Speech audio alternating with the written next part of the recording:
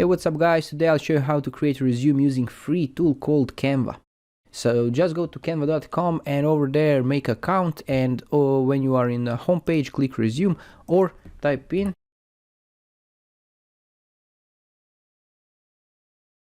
like this. You will see over here all the bunch of templates that you can use. Let's say we want modern and business, and of course we want it to be free. And now you can choose, for example, this one.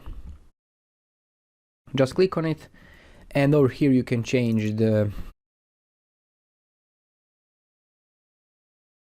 texts like this. You can change fonts, you can unbold it, you can reduce the font size, increase the font size. Make sure to click and drag to move it around, but I recommend to keep it everything as it is. Just change the texts and so on. To change your image, of course, go to uploads, and over here upload your image, for example like this, and you can just drag and drop the image to this over here.